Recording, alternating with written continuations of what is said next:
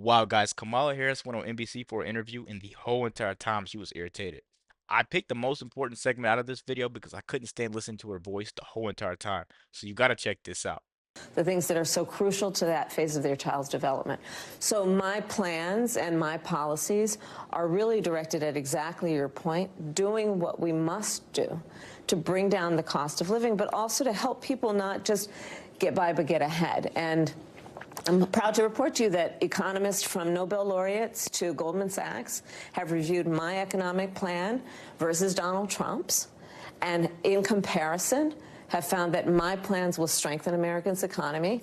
His plans will weaken America's economy. Then why do you think that's not landing with voters? Because but in the I think numbers, it's the opposite. Former President Trump leads you on this issue. Well, when I'm out, this is why I'm going out to Wisconsin, Pennsylvania, and Michigan, yeah. excuse me, just got in.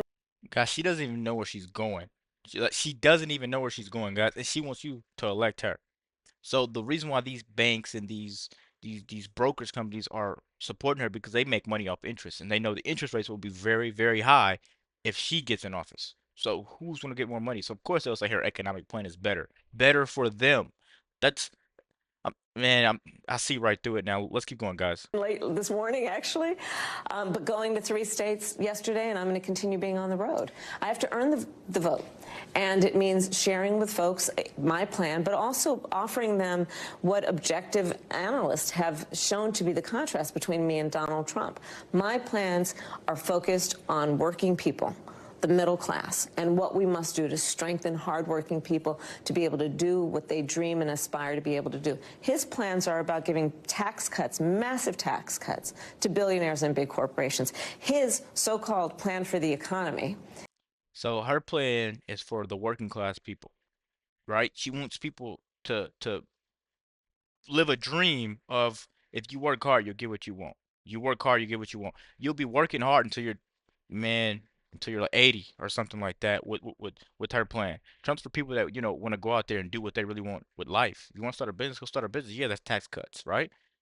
But with under her plan and Social Security going so bad, man, you'll be working until you're 80. Trying to shout, oh, I worked hard. Kamala got elected. That's the only thing you're gonna have. Let's keep going, guys. Economists have estimated will exacerbate inflation and invite a recession by the middle of next year. So there's a huge difference between he and I. Let me ask you about something that you said when you were running for president the last time around, back in 2019. At the time, you said that the elephant in the room was whether the country was ready for a woman and a woman of color to be president. So let me ask you, as you sit here today, do you think the country is ready now for a woman and a woman of color to be president? Absolutely.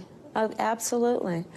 And I am seeing that in terms of every walk of life of our country. I think part of what is important in this election is really not only turning the page, but closing the page and the chapter on an era that suggests that Americans are divided. What I know from personal experience, from lived experience, and from my travels even most recently, the vast majority of us have so much more in common than what separates us. And what the American people want in their president is a president for all Americans, which is the type and kind of president I pledge to be. This is my life's work. As you know, I started as a prosecutor. I never asked a victim of crime, a witness to crime, are you a Republican or Democrat? The only thing I ever asked them is, are you okay? While she asked him, while you're okay, while she put him in jail. Come on, guys. But the thing is, they want to ask you, is America ready for a person of color or a woman? I don't think that should be the argument. I think America's ready for the best person to be the president, which is not you.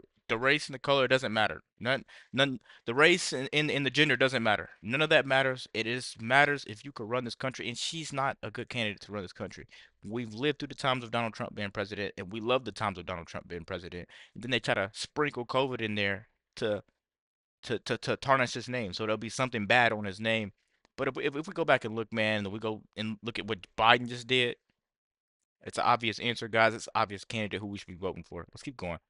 And that's what the American people want to know, regardless of their race, regardless of their gender or their age.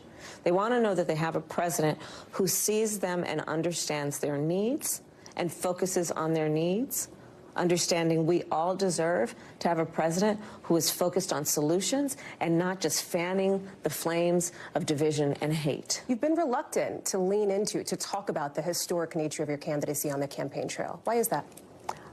Well, I'm clearly a woman. I don't need to point that out to anyone. The point that most people really care about is, can you do the job? And do you have a plan to actually focus on them? I hear you on and that. That is why I spend the majority of my time listening and then addressing the concerns, the challenges, the dreams, the ambitions, and the aspirations of the American people. They deserve to have a president who's focused on them, as opposed to a Donald Trump who's constantly focused on himself. I think that's part of why people are exhausted with Donald Trump and his approach, because it's all about himself and his personal grievances and not about the American people. I'm sorry, guys, you gotta sit through this, but I had to give you guys this video, and I have to keep going. I'm sorry, but we're gonna keep going. People, not about how are you going to help families, how are you going to help small businesses, how are you going to strengthen our economy. These are the things I'm focused on. I'm focused on investing in the new industries on which America should lead and be a global leader. I ask because to implement the agenda that you want to implement, you have to win first. You have to win the White House. And right now there is a big gender gap in this race. Fewer men support you right now than they did President Biden. Some of your allies have suggested there's sexism at play.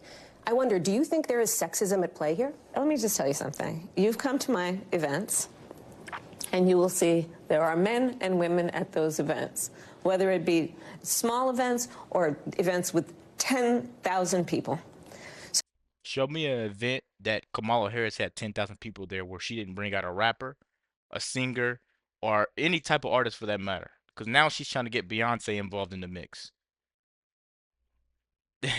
I'm trying to tell you. So the experience that I am having is one in which it is clear that regardless of someone's gender, they want to know that their president has a plan to lower cost, that their president has a plan to secure America in the context of our position around the world. They want a president of the United States who honors our military, who understands the importance of America's leadership around international rules and norms. And that is regardless of gender. So and that is how I will lead. Do you not see sexism as a factor in this race at all? I don't think of it that way. My challenge is the challenge of making sure I can talk with and listen to as many voters as possible and earn their vote. And I will never assume that anyone in our country should elect a leader based on their gender or their race.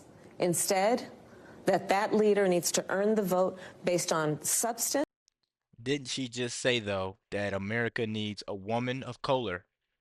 A woman of color. Literally, what she just said. She contradicts herself every interview, and when things goes wrong, she brings up Trump. I'm telling you guys, we see right through it, but the people around us, the people that are voting blue, we need to share videos like this, not just my videos, but the videos you come across that are calling out the BS. America is tired, and America needs to stand up, guys.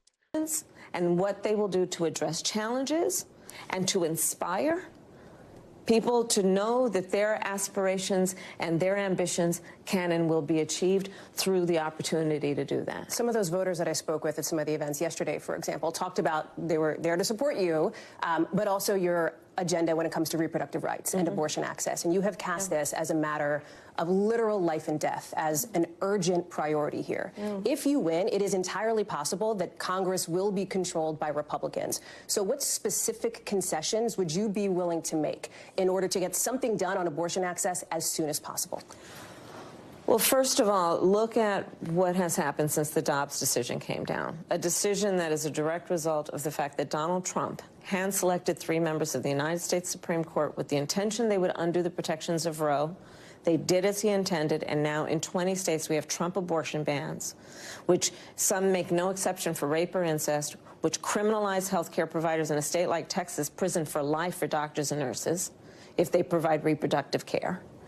And where we have seen this issue on the ballot, to your point about elections, from red states to blue states, when freedom is on the ballot, the American people vote for freedom, regardless of the party they are registered to vote with.